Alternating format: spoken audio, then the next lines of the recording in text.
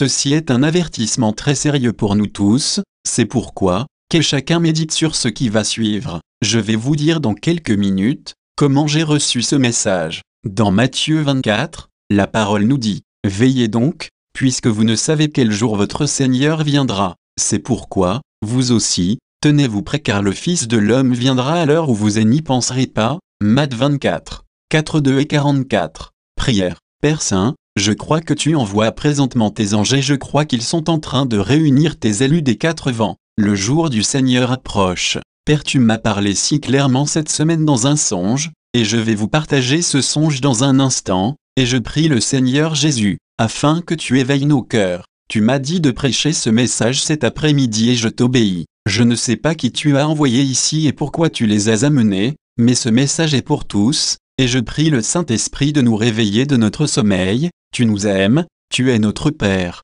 mais tu es très sérieux dans ce que tu dis dans ta parole. Ce n'est pas une plaisanterie et ce n'est pas une comédie pour nous faire rire. Seigneur, tu ne retardes pas ta venue, tu nous dis que tu viens comme un voleur dans la nuit. Cette nuit ne devrait pas nous surprendre, parce que, nous devrions être éveillés à ta venue. Cher Saint-Esprit, fais ton œuvre de conviction parmi ton peuple, au nom de Jésus. Le songe. Mardi dernier, j'ai eu un songe du Seigneur, et il me parlait de son retour prochain. Dans ce songe, je réalisais que j'étais en train de monter à la rencontre du Seigneur dans les airs. C'était l'enlèvement. Il y avait des multitudes de personnes qui montaient, il y avait une très puissante force d'attraction qui nous élevait dans les airs. Les anges étaient venus nous chercher. Ils entraient dans les maisons et allaient chercher des personnes. Je savais avec certitude que je m'en allais à la maison. Le Seigneur Jésus était venu, et nous étions tous rassemblés ensemble par les anges qui venaient chercher ceux qui s'étaient préparés. Celles qui étaient prêtes entrèrent avec lui au festin de noces et la porte fut fermée.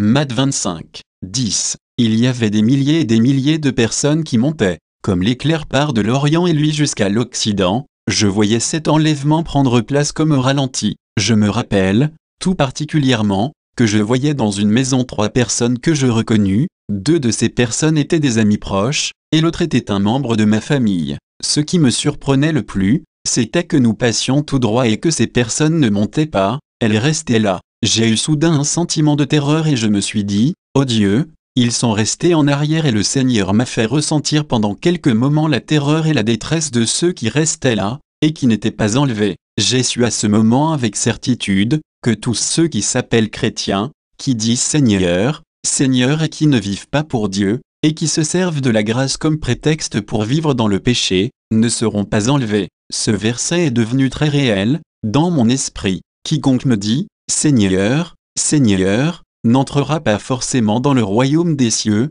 mais celui-là seul qui fait la volonté de mon Père qui est dans les cieux. Alors je leur déclarerai, je ne vous ai jamais connu, retirez-vous de moi, vous qui commettez l'iniquité. Matt 7, 21,23. Même si ces chrétiens semblaient endormis, ils savaient ce qui était en train de prendre place, ils savaient que Jésus était arrivé. Je voyais des mains levées vers le ciel et j'entendais le monde crier pour attirer l'attention afin qu'eux aussi puissent être enlevés. Je m'entendais qui leur criait, « Sortez de ta foule, sortez de la foule », comme s'ils étaient séparés du monde. Ils pourraient être enlevés. Mais nous avons continué à monter et nous sommes passés tout droit. J'ai eu un sentiment que je n'avais jamais expérimenté de ma vie. Même si j'avais entendu parler du retour de Jésus toute ma vie par mon père et par mon grand-père, cette expérience n'était pas descriptible avec des mots. La Bible nous dit que nous serons changés en un instant, en un clin d'œil et que ce corps corruptible va revêtir un corps incorruptible, comme le sien. La parole nous dit que nous devons être prêts,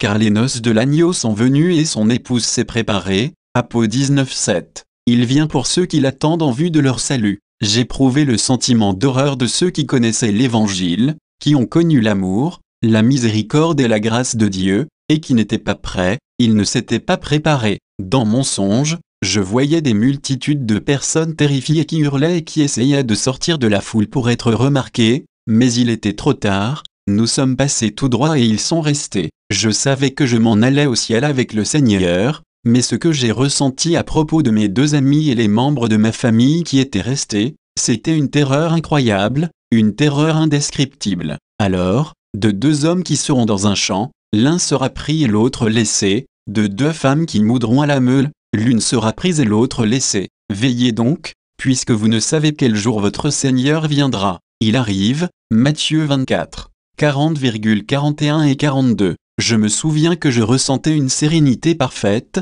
et une paix qui n'est pas de ce monde. Il n'y avait pas de crainte. Je voyais des nuages au-dessous, les personnes qui étaient là, avaient revêtu leur corps glorieux. On se regardait tous avec stupéfaction et étonnement. Personne ne pouvait parler, cela s'est fait si vite. En un instant, en un clin d'œil, nous étions tous rassemblés des quatre vents, on ressentait cet amour qui est insondable et qui dépasse toute intelligence. Je savais que j'étais à la maison et que la terre n'était plus, ou je ne l'apercevais plus. Satan ne pouvait plus nous toucher, il n'y avait plus de péché, il n'y avait que pureté et sainteté, il n'y avait plus de possibilité de se perdre, je suis éternellement avec lui. Tout était absolument indescriptible, nous avions revêtu nos corps glorieux, et il y avait ce sentiment que toute la parole de Dieu était accomplie. Tout ce en quoi j'avais toujours cru et prêché sur le retour du Seigneur s'était accompli. Ce sentiment de réalité et de vérité que l'on sentait, était le vrai monde, la vraie vie, la vraie réalité. C'était l'éternité, tout était passé, tout était devenu nouveau comme dans un rêve, le passé n'existait plus. Dieu nous avait donné sa grâce et sa miséricorde, et il nous avait donné tout le temps de nous repentir, afin de vivre dans sa gloire. Tout à coup je me suis souvenu, dans le songe que j'étais en train de faire, que je disais, « Mais Seigneur, qu'est-ce qu'il advient de tous ceux qui sont restés, et qui n'ont pas été enlevés, ceux qui sont restés en arrière, et qui pensaient qu'ils étaient prêts, ils ne sont pas ici. Seigneur, que s'est-il passé avec eux? Ils sont perdus. » C'est le sentiment que j'avais en moi, ce n'est pas un sentiment qui va être là quand Jésus va revenir, mais je crois que Dieu a voulu me faire ressentir ce que ces gens vivaient dans leur détresse. Tout à coup, alors que je pensais à tous ceux qui étaient restés, je me suis réveillé, je me suis assis carrément dans mon lit et j'ai pensé, ceci est le songe le plus incroyable que j'ai eu dans ma vie. Soudain, ces paroles se sont fait entendre dans mon esprit comme un tonnerre. Le fait d'être prêt n'est pas une blague. Je me suis étendu sur mon oreiller et Dieu m'a dit, « Mon peuple ne prend pas cela au sérieux, il en parle, mais la façon dont il vit démontre qu'il ne croit pas que je reviens bientôt et qu'il doit se préparer parce que je viens chercher une église glorieuse, sans tache, ni ride, ni rien de semblable, mais sainte et sans défaut. » F5 à 27. Il y en a beaucoup qui vont rester en arrière parce qu'ils ne se sont pas préparés. Je dis au Seigneur, « Mais qu'arrive-t-il de ta grâce, de ta miséricorde et de ton amour ?» Et le Seigneur m'a dit qu'il était tout cela, mais que le temps de la grâce va bientôt prendre fin. Je pris ma houlette grâce et je la brisai, pour rompre mon alliance que j'avais traitée avec tous les peuples. Elle fut rompue ce jour-là et les malheureuses brebis, qui prirent garde à moi, reconnurent ainsi que c'était la parole de l'Éternel. Zac 11 2.10 et 11. Et mon peuple ne s'est pas préparé. J'ai donné ma grâce et mon Fils pour que le monde se convertisse et pour qu'il se détourne du péché, pour qu'il vive dans la sainteté. Vous serez donc parfaits,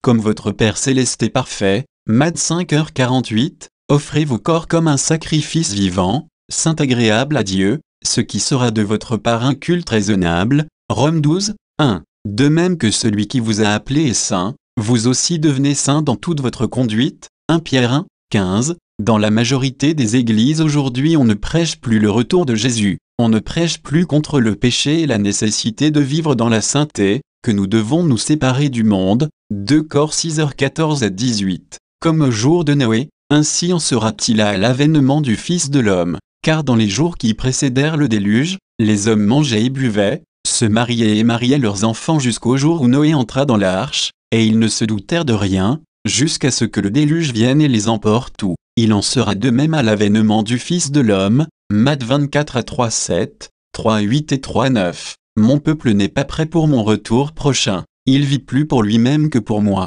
Il va à l'église le dimanche et il a hâte que la réunion finisse pour aller à ses activités. Il vit loin de moi. Pourtant, la parole dit que s'il s'approche de moi, je m'approcherai de lui. Il ne pense qu'à s'amuser, et non à se préparer pour ma venue. Mon peuple s'ennuie maintenant dans les églises. Pourquoi les chrétiens sont-ils rendus tièdes et durs? Pourquoi sont-ils confondus moralement et n'ont-ils plus de discernement? Et pourquoi accueillent-ils n'importe quelle doctrine qui vient de l'enfer? Ils sont tellement attachés au monde et aux choses de ce monde. Pourtant Dieu dit, « N'aimez pas le monde ni ce qui est dans le monde. Si quelqu'un aime le monde, l'amour du Père n'est pas en lui. » 1 Jean 2 à 15. Leur amour pour Jésus se refroidit de plus en plus. La raison en est premièrement, que les pasteurs eux-mêmes sont endormis et n'ont aucune vie spirituelle en eux. Le prophète Ésaïe nous dépeint quelques-uns de ces pasteurs. Ces gardiens sont aveugles, sans intelligence, ils sont tous des chiens muets, incapables d'aboyer, ils ont des rêveries, se tiennent couchés,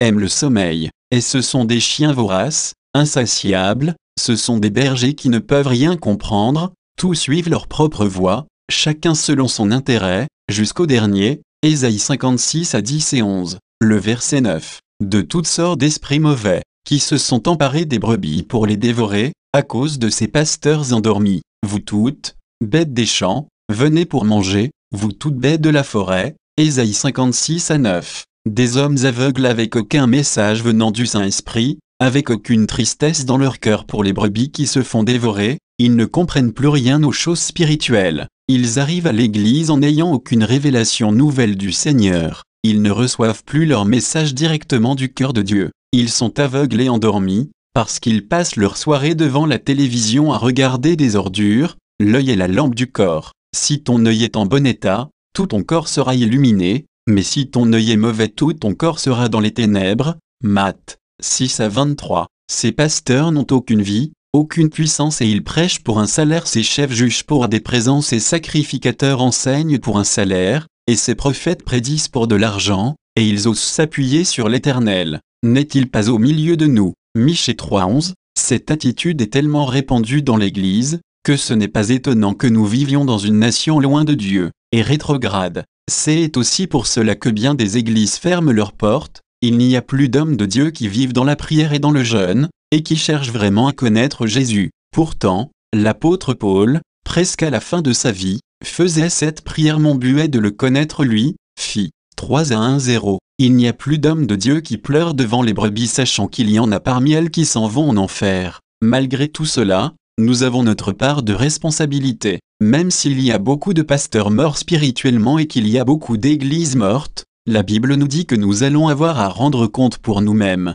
Nous avons la parole de Dieu et le Saint-Esprit pour nous guider, et nous aider à la comprendre. Vous ne pourrez pas au jour du jugement, mettre le blâme sur aucun pasteur ni sur aucune église. Vous avez votre Bible, étudiez-la et apprenez à connaître Jésus par vous-même, et mettez-la en pratique. Ainsi, quiconque entend de moi ces paroles et les met en pratique sera semblable à un homme sensé qui a bâti sa maison sur le roc. Matthieu 7 à 24. Nous n'aurons aucune excuse au jour du jugement. Ceux-là seuls qui sont prêts, vont être enlevés pour se marier avec Christ.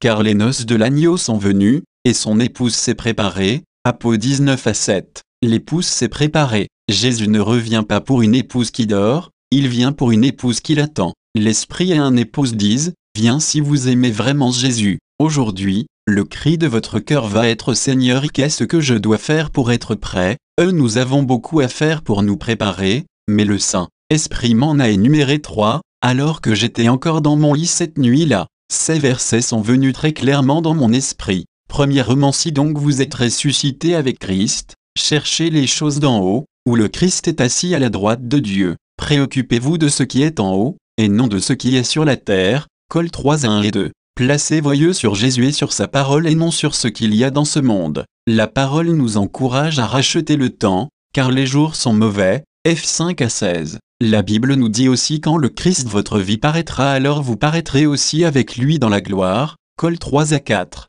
Si Christ est votre vie, alors vous allez monter avec lui dans la gloire. Ce n'est pas votre carrière, votre travail, vos loisirs et tout ce qui vous retient dans ce monde, qui doivent être votre vie, mais Christ. Je sais qu'il s'en vient une tempête sur ce monde, le Seigneur me l'a fait savoir très clairement, et ceux qui ont des dettes, vont beaucoup souffrir. Le Seigneur nous demande de ne rien devoir à personne autant dans le Nouveau Testament que dans l'Ancien Testament. Le prophète Habakkuk nous dit, sous l'inspiration du Saint-Esprit: malheur à celui qui accumule ce qui n'est pas à lui. Jusqu'à quand? Malheur à celui qui augmente le fardeau de ses dettes. M2 à 6. Sortez de vos dettes, sortez de vos dettes. Les soucis et les fardeaux étouffent la parole en vous. Jésus dit: celui qui a reçu la semence parmi les épines, c'est celui qui entend la parole, mais en qui les soucis du monde et la séduction des biens de ce monde étouffent cette parole et la rendent infructueuse. Matthieu 13, 2, 2. L'esprit de convoitise,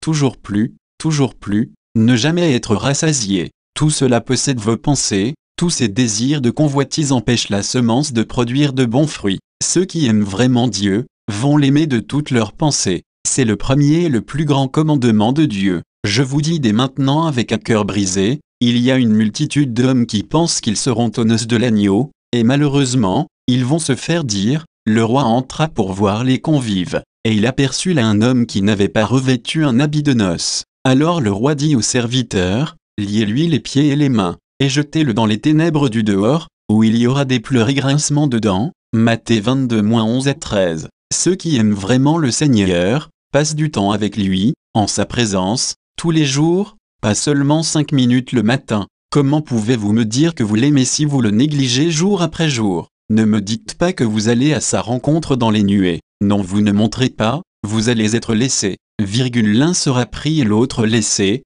Matthieu 24-40. Vous ne l'aimez pas, vous dites, mais David, où est sa miséricorde et sa grâce? Sa parole est miséricorde et grâce, mais elle nous dit, comment échapperons-nous, si nous négligeons un si grand salut? L2-3. Ça c'est la parole de Dieu, ça c'est la miséricorde et la grâce. J'ai ressenti l'horreur et la détresse de ceux qui vont rester et il n'y a pas de plus grande détresse qui puisse exister que celle-là, il n'y a jamais eu de pareil et il n'y en aura jamais plus. L'apôtre Paul nous dit, connaissant la crainte du Seigneur nous cherchons à convaincre les hommes. Monsieur Wilkerson pleure. Nous, pasteurs allons nous tenir devant un Dieu saint un jour et nous allons être jugés. Personne sur la terre ne pourrait me payer pour faire ce que je fais. Un jour, je vais avoir à rendre compte devant Dieu et je peux vous regarder droit dans les yeux avec un cœur brisé et avec la miséricorde et la grâce de Dieu que je n'ai rien à me reprocher. L'apôtre Paul nous dit, connaissant ta crainte du Seigneur, nous cherchons à convaincre les hommes. La Bible dit, n'abandonnons pas notre assemblée, comme c'est la coutume de quelques-uns, mais exhortons-nous mutuellement, et cela d'autant plus que vous voyez le jour approcher. Car si nous péchons volontairement après avoir reçu la connaissance de la vérité, il ne reste plus de sacrifice pour les péchés, mais une attente terrifiante du jugement et de l'ardeur du feu prêt à dévorer les rebelles. Si quelqu'un a violé la loi de Moïse, il est mis à mort sans pitié, sur la déposition de 2 ou 3 témoins. Combien pire, ne pensez-vous pas, sera le châtiment mérité par celui qui aura foulé aux pieds le Fils de Dieu, tenu pour profane le sang de l'alliance par lequel il avait été sanctifié et outragé l'esprit de la grâce. Et 10-25-29. Êtes-vous devenu un chrétien seulement du dimanche? Je vous le dis, je n'ai que faire d'une église du dimanche matin seulement. Que faites-vous durant le reste de la semaine? Passez-vous votre temps devant la télévision? Voici ce que le Saint-Esprit m'a dit. Deuxièmement, écoutez bien attentivement, vous ne pouvez pas être prêt si vous ne réglez pas avec Dieu tout ce qui est mauvais dans votre cœur,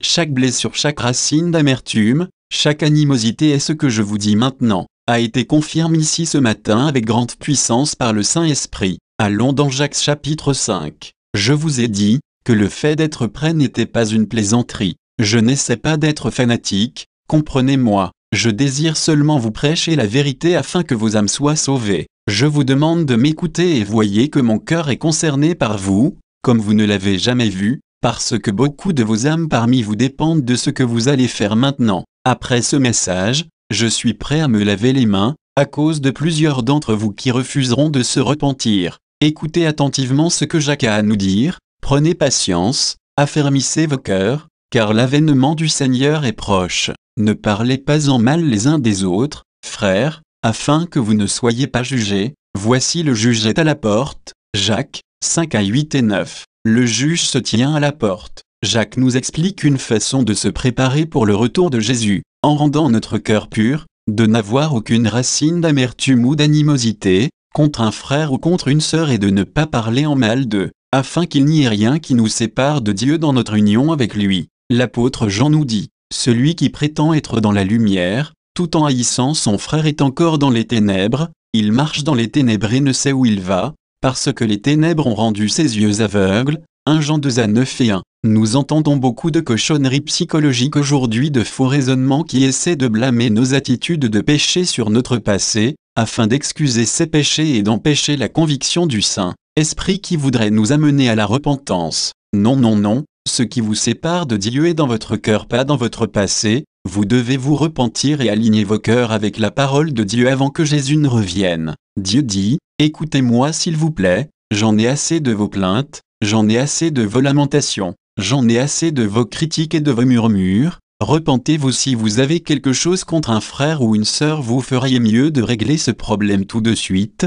c'est urgent. Est-ce que vous rejetez la parole de Dieu qui dit « Supportez-vous les uns les autres et si l'un a à se plaindre de l'autre, pardonnez-vous réciproquement. De même que Christ vous a pardonné, pardonnez-vous aussi ». Col 3:13. Et Marc 11:26 dit « Lorsque vous êtes en prière, si vous avez quelque chose contre quelqu'un, pardonnez-vous, afin que votre Père qui est dans les cieux vous pardonne aussi vos fautes. » Vous me dites que vous êtes prêts pour le retour de Jésus, alors que Dieu ne vous pardonne même pas vos péchés si vous avez quelque chose contre quelqu'un parce que vous tenez rancune à un frère ou à une sœur. Ne savez-vous pas que Dieu vient chercher une épouse qui a un cœur pur? La Bible dit « Heureux ceux qui ont un cœur pur, car ils verront Dieu. » Matthieu 5:8. Écoutez-moi bien, vous voulez être réunis avec les élus lorsque les anges vont venir pour le rassemblement des élus des 4 vents. Cela ne me dérange pas de savoir quelle théologie vous avez ou à quelle doctrine vous croyez. Cela ne me dérange pas de savoir de quelle manière vous excusez vos péchés.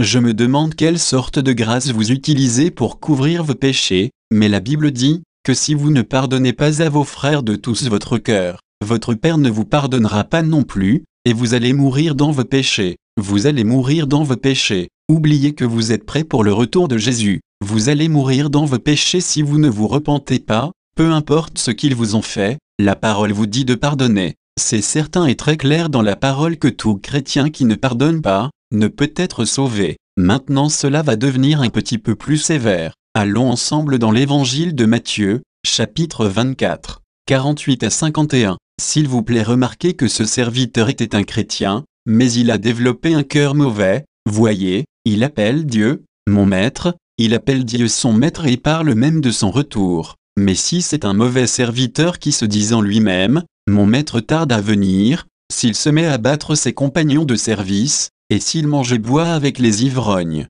le maître de ce serviteur viendra le jour où il ne s'y attend pas et à l'heure qu'il ne connaît pas, il le mettra en pièces et lui fera partager le sort des hypocrites. C'est là qu'il y aura des pleurs et des grincements de dents dans le verset 49. La phrase dans les textes grecs pour battre ses compagnons veut dire littéralement « frapper verbalement avec la langue ». Cet individu s'installe au téléphone et s'enivre de paroles qui sont du poison et qui empoisonnent ceux qui l'entendent. Ils sont intoxiqués par la calomnie et la médisance. Cela peut être une épouse qui parle de son mari ou un mari qui parle de son épouse ou un frère ou une sœur et ainsi de suite et cela persiste sans jamais qu'il y ait repentance. Tu t'assieds et tu parles contre ton frère, tu diffames le fils de ta mère. Voilà ce que tu as fait et je me suis tu. Tu t'es imaginé que je le ressemblais, mais je vais te reprendre et tout mettre sous tes yeux. PS 50 à 22:1. Cela peut aussi être quelqu'un qui parle contre son patron ou un compagnon de travail et il persiste à s'enivrer de ses paroles mauvaises jour après jour, jour après jour. Ils sont ivres et intoxiqués. C'est du poison. Je sais que je parle à quelqu'un prophétiquement en ce moment, qu'il soit ici, qu'il écoute cette cassette ou qu'il lise cet article. Vous êtes en train de vous endurcir et vous êtes déterminé à ne pas pardonner. N'oubliez pas que le vrai pardon de Dieu oublie nos offenses et que nous devons aussi oublier leurs offenses avec l'aide du Saint-Esprit. Laissez-moi vous citer ce verset, la pauvreté spirituelle est la honte sous le partage de celui qui rejette la correction, mais celui qui a égard à la réprimander est honoré. PR 113 à 1:8. Ceux qui vivent avec des péchés dans leur cœur n'entendront pas la trompette de Dieu. Dieu dit, si vous vous repentez, je vais vous envoyer mon Saint-Esprit avec ma miséricorde et ma grâce, et je vais répandre sur vous ma bénédiction avec abondance. Dieu donne son Saint-Esprit à ceux qui lui obéissent. Actes 5 à 32. Si vous refusez de vous repentir, je vous dis que la malédiction va venir sur vous, et j'ai vu cela se produire dans beaucoup de ministères et dans la vie de beaucoup de chrétiens. Ils ont perdu la présence de Dieu, ils vivent dans les ténèbres, ils ne comprennent plus rien aux choses spirituelles, ils n'ont plus de révélation, ils n'entendent jamais la douce voix du Saint-Esprit leur parler. Ils sont confus et ils ne sont pas prêts. Je vous le déclare que c'est le temps de prendre la parole de Dieu au sérieux, de croire ce qu'elle dit et de la mettre en pratique. Dieu est très sérieux dans ce qu'il dit. Monsieur Wilkerson ressent la tristesse du Saint-Esprit dans son cœur et il ne parle plus, il pleure. C'est un Dieu d'amour et de miséricorde, mais il est aussi un feu dévorant. Il va consumer par ce feu tous ceux qui se moquent de sa grâce. Combien pire, ne pensez-vous pas sera le châtiment mérité par celui qui aura foulé aux pieds le Fils de Dieu, tenu pour profane le sang de l'alliance par lequel il avait été sanctifié. et outragé l'esprit de la grâce. Et 10 à 29. Toute ma vie j'ai prêché la grâce et la miséricorde de Dieu, mais sachez avec certitude que la grâce va bientôt prendre fin. Je pris ma houlaine grâce et je la brisai pour rompre mon alliance que j'avais traitée avec tous les peuples. Zac 11, 10. Lorsque la porte de l'arche de Noé fut fermée, par Dieu lui-même, il n'y fut plus possible d'y entrer. Repentez-vous tandis qu'il en est encore temps. Jésus vous attend avec amour, il pleure encore sur Jérusalem, la Jérusalem spirituelle. Il vous attend pour vous rendre libre et celui qu'il rend libre, il le rend réellement libre. Si donc le Fils vous a franchi, vous serez réellement libre. Jean 8 à 36. Tout ce que vous avez à faire, c'est de lui dire: Ô Dieu, je ne veux plus de ces péchés dans mon cœur, libère-moi. Ces péchés sont en train de détruire mon âme et de dévorer ma vie. Pleurez devant le Seigneur et tournez-vous vers lui de tout votre cœur. Mettez-vous en règle avec Dieu. Soyez réconciliés avec lui. Préparez-vous pour son retour prochain. Le sait que ceci n'est pas un message pour vous faire crier de joie, mais c'est un message qui peut sauver vos âmes. Examinez vos cœurs maintenant devant le Saint-Esprit. Premièrement, est-ce que Christ est dans votre vie plus que le sport ou la télévision ou toute autre chose qui prend tout votre temps,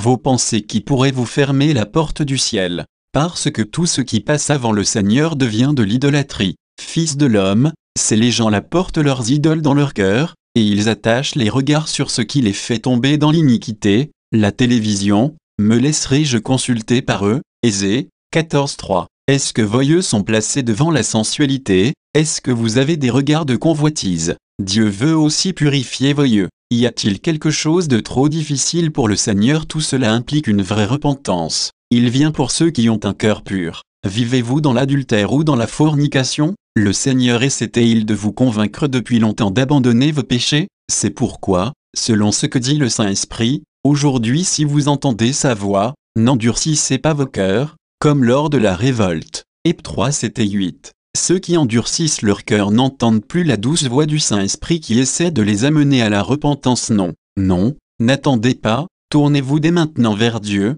laissez sa grâce vous aider à vous détourner du mal et à revenir à la sainteté. Avez-vous négligé sa parole? L'avez-vous négligé jour après jour, ne cherchant plus sa face, ne cherchant plus à le connaître plus intimement? Alors ce qu'il vous reste à faire, c'est de lui demander pardon, un pardon très sincère qui vient du cœur. Repentez-vous devant le Saint-Esprit de Dieu. Écoutez-moi, je sais qu'un message comme celui-là apporte de la tristesse dans vos cœurs, tant que le Saint-Esprit n'aura pas fait l'œuvre en vous par ce message. Et nous savons que la tristesse selon Dieu produit une repentance qui mène au salut et que l'on ne regrette pas, tandis que la tristesse du monde produit la mort. 2 Cor 7 à 10. Par cette repentance, vient une joie immense et une paix qui surpasse toute intelligence, et tout cela vient inonder votre cœur parce que vous avez obéi à sa sainte parole. Si nous confessons nos péchés, il est fidèle et juste pour nous pardonner nos péchés et nous purifier de toute injustice. Écoutez-moi tout, ceci n'est pas une blague.